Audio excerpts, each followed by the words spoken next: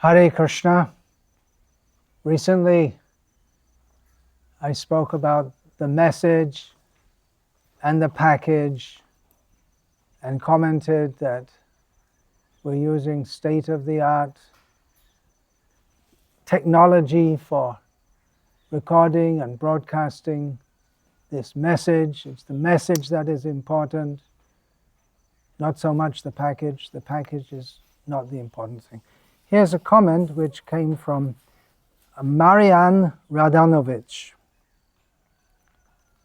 from Ljubljana, which is the capital of Slovenia, for those of you who don't know. Slovenia is a small country in Europe, formerly part of Yugoslavia. I've been there many times. So he wrote, "A state-of-the-art recordings and visuals so that we can see and hear you are made in hellish cities where we demons live and where the hellish money is made, so we can pay bills to pay for the internet to watch you and feeding you, and you travel around. In hellish cities are devotees distributing books and collecting money on scorching sun and hellish cold to support temples in hellish cities. Maybe you should try. We demons like our hell." Well, that definitely doesn't fall in the category of Facebook likes, but it does address some important issue or relevant issue that some may be wondering about, that we, or myself here, dressed in a manner which announces that I'm supposed to be promoting some form of spirituality, dressed as a monk or a sadhu, who's supposed to be simple and renounced from the world and not interested in all these modern luxuries. Why is a person who's promoting spirituality have the best in that which is material? So it's a paradox or even hypocritical. Well, I did touch on this in the talk that I gave on message and package, that we need to make a good package to attract others to the message. It's actually the message that is important. Whether or not this is being produced on Facebook and widely circulated, it's an important message. I can speak this message to one or two people or just alone in a room. But if the message is good, then it's good to give it to as many people as possible. If it can benefit one person or two people or three people, it can benefit 1 million or 2 million or 3 million. So with faith that this message is important, we use all the best means to promote that. Best means that by modern technology, it is possible to broadcast this message in ways that previously wasn't possible, but that requires modern technology that is produced in hellish cities. I also use that term. And in fact, to make such a machine as this camera, which I'm looking at and you can't see, no doubt it requires digging up things from the earth, factories, whereas we are propagating, live simply, don't have anything unnecessary more than we need. So isn't it hypocritical that we're using all this expensive stuff also? As far as the expenses are concerned, some kind-hearted or appreciative devotees have kindly donated from their earnings in hellish cities this equipment because they feel that the message deserves to be widely broadcast. As far as using these things, well, the example is given that for cutting a tree before the age of this power saw, people would use an axe. Of course, we don't generally cut down trees unless it's required, but it's just giving an example. We don't indiscriminately chop down even trees. So to chop down a tree, the axe, what's that called? The shaft, I can't remember the name, the head of the axe, that the part which actually touches the wood and cuts it, that is required. But a handle is also required, which is made of wood, which comes from a tree. So we use the modern technology to propagate that this modern technology actually isn't required. And for getting, that's not our main message also. Our main message is that everything should be done for Krishna. Everything should be done for the satisfaction of the Supreme Personality of Godhead. To propagate this in modern society does put us into various contradictions, such as being in the materialistic cities where saintly people generally are not expected to be. They're expected to be in forest ashrams. But then to bring this message, we have to live in the city, to bring it widely to people. And to do that, we have to adopt and accept many of the norms and the technology of modern cities. So it is important, and thank you for pointing that out, to not be enamored by the fancy inventions of modern man, or think that to have the state-of-the-art appliances is a goal in itself. It's not at all.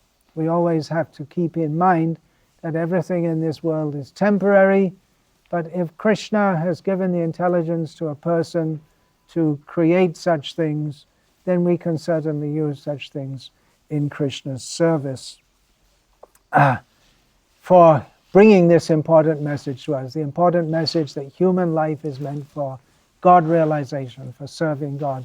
As far as the term hellish cities, which seems to be taken objection to, well, let's be realistic. Actually, Ljubljana, where this gentleman is from, I've been there many times, and definitely compared to London, it's Ljubljana and the Slovenian people in general are very cultured, well-mannered, gentlemanly kind of people. Not saying that people elsewhere are not, but certainly compared to London, Ljubljana, I would say, is a much more peaceful, less hellish, you can say. In London, there are so many people homeless, sleeping under bridges at night, in the begging for food. The fear of terrorism is always there. Violent crime and all other kinds of crime, rampant. I'm not saying London is completely bad, but it's certainly not an ideal way of life. Another important point is that even in such a relatively nice city as Ljubljana, most of the people are eating meat, which means that they're taking flesh of animals, which has been, the animals have been killed in hellish slaughterhouses. So although people seem to be very nice, and actually in their general behavior maybe, they don't think about this hellish slaughter of animals. That in itself is a hellish kind of attitude. Maybe because people are demons, they don't think about such things. One ex-president of Slovenia, who's now passed away, was a vegetarian. Maybe that would be a good idea of life. To say, another good example, of course, is Delhi is famous for smog. So that's pretty hellish, isn't it? With the classical idea of hell is lots of smoke and breathing in fumes. So polluted cities, cities in which people are full of stress, very common in modern life, full of danger. So it's a graphic term, and it brings home the point, was meant to bring home the point, that the way life is running on in the present day, it may be that some demons like their hellish cities, but most people are not at all content, even materially. So we wish to bring to the attention of people that the whole society at the present time, it's going on the wrong basis. People have forgotten their relationship with God. People are living simply with the idea that if they get more and more fancy appliances, then their life will be better, for which they work in jobs which most people are not happy with their job. They wouldn't be doing, they're not content with their life overall. So the term hellish cities is applicable. There's pollution of the air, you can't get clean air, you can't get healthy food. Food is poisoned, the air is poisoned, the water is poisoned, and people's minds are poisoned, so there's mugging. People don't have relationships with each other, even they may be living next to each other for years, they'll never talk with each other, they have no interest in each other. So this is why we call it hellish cities. And demons is a shocking word. No doubt, it's a term that Srila Prabhupada used to translate asura, which means godless people who are only interested in living for themselves, for sense gratification, without understanding the purpose of human life is to serve God. I mean, when there are more and more people in the world like this, then definitely there'll be more and more competition, and hellish situation is created. So it's true that devotees are there in the cities in very difficult circumstances, distributing books. I've also spent many years of my life, and I continue to do so, traveling in hellish cities. Devotees who do work hard in the cities, they do kindly facilitate my travel to various places. Generally it's considered traveling is some kind of enjoyment, but we do that in the service of Krishna. Our motive is different. So definitely some people will blame that, but we ask people to be more generous and see that even if we are somewhat harsh in our criticism of the way most people in the world live their lives today, it's not the harshness of an enemy, but simply we want to point out that human life should be lived in a better way than most people do in the modern world today. And our Krishna conscious movement is supposed to demonstrate a more simple, natural, godly way of life, life with God, Krishna in the center. So, another point I'd like to just quickly speak on. There's a comment on another talk. Someone has written, addressing myself, only you can understand Srila Prabhupada properly. And then one Lingeshwar Dayalan has written, Hare Krishna, without any offense, ISKCON has plenty of gurus who have understood the transcendental spirit of Srila Prabhupada, and no doubt Bhakti Vikasa Maharaj is also one of them. I pray for blossoming of Krishna consciousness everywhere. So thank you, Lingeshwar Dayalan, for making that comment.